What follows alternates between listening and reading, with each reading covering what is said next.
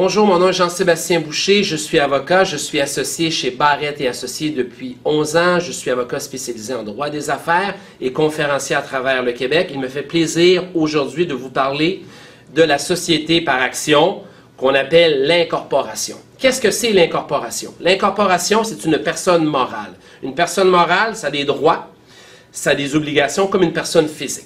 Donc, dès le départ, on doit se rendre au REQ, on doit faire une recherche de nom pour voir si le nom est disponible. Ensuite, on doit incorporer notre entreprise. Donc, on doit déposer des statuts d'incorporation avec des classes d'action. On doit monter notre livre de compagnie.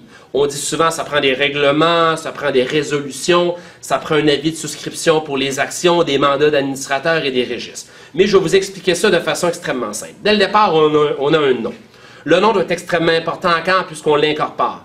Si on incorpore notre entreprise, on est le seul au Québec. Si on l'incorpore au REQ, on est le seul au Québec à avoir le nom de l'entreprise. Un peu plus tard, je vous parlerai de l'incorporation fédérale aussi. Mais dites-vous, il y a peu de différence, mais je vous en parlerai un petit peu plus tard.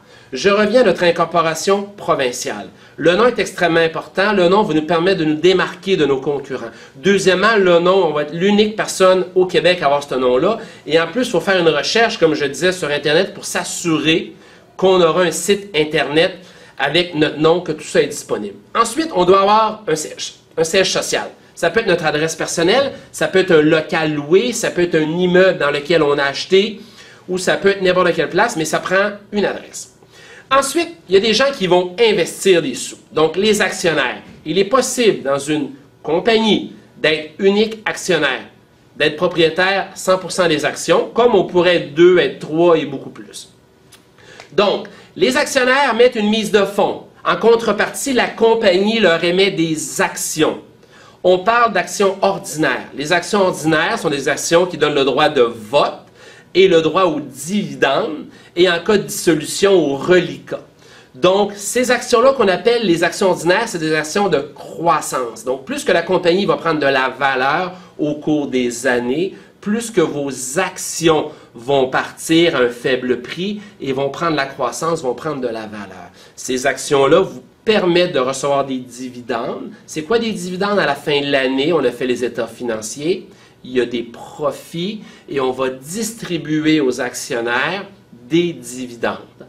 Et aussi, ça nous permet d'avoir des votes. À chaque assemblée annuelle, on pourra voter, et le vote le plus important des actionnaires est pour nommer les membres du CA. Donc, il est possible pour un actionnaire qui est unique d'avoir aussi un conseil d'administration avec un administrateur. Donc, il est possible d'être unique actionnaire et unique administrateur. Et si on était 2, 3 ou 4, on pourrait être 2, 3, 4 actionnaires et 2, 3, 4 administrateurs. Il est important que je vous dise que vous pouvez être actionnaire d'une compagnie sans être administrateur et vous pourriez être administrateur d'une compagnie sans être actionnaire. Mais en démarrage d'entreprise, en entrepreneuriat, dans les petites micro-entreprises et PME dans lesquelles vous allez partir, il est monnaie courante d'être actionnaire et d'être administrateur. Ensuite, pour être majoritaire, je dois détenir 50% des actions plus une action. Donc, on dit souvent 51, mais la vraie règle, c'est 50% plus 1. OK? Donc, les actionnaires, ensuite, ils vont voter, ils vont nommer les membres du CA. Comme je vous dis, les décisions sont prises par le CA et certaines grandes décisions importantes sont prises par les actionnaires, mais le CA a la gouvernance, a l'administration de l'entreprise durant toute l'année. Ensuite, on dit les actionnaires. J'ai mis, prenons pour acquis, 10 000 dans ma compagnie ou 1 000 $. C'est la même chose. J'ai mis 10 000 dans ma compagnie. Si la compagnie fait faillite dans quelques mois, moi, comme actionnaire, le plus que je vais perdre, c'est mon 10 000 $.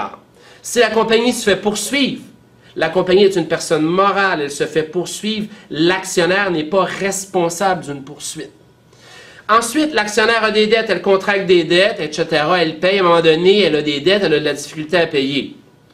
L'actionnaire n'est pas responsable des dettes de la société. La société est une personne morale qui a des contrats avec des créanciers, avec des fournisseurs, et elle doit ses dettes aux créanciers et à ses fournisseurs.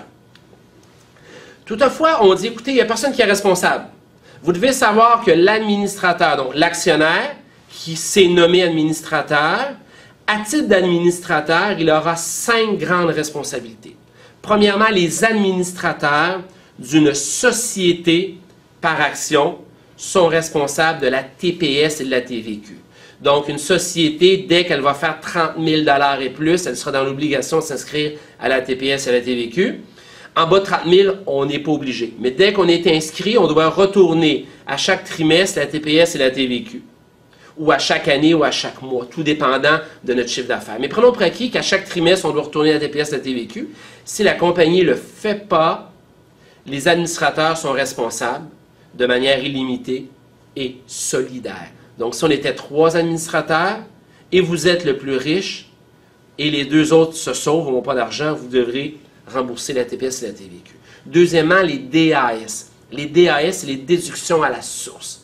Les DAS, c'est l'impôt provincial fédéral, régime des rentes, régime parental, fonds de sécurité. Et pour les employés, la CSST. Ça, avec à chaque mois, à chaque 15 du mois, nous devons payer ça. Vous devez payer ça. Si vous ne le payez pas, vous êtes responsable. Ensuite, on parle pollution environnement. Ensuite, on parle de fraude. Si l'entreprise a fraudé. On a entendu parler dans les dernières années de différentes fraudes. Je nommerai personne, mais les administrateurs sont responsables. Et je termine avec les salaires impayés. Les administrateurs sont responsables des salaires impayés.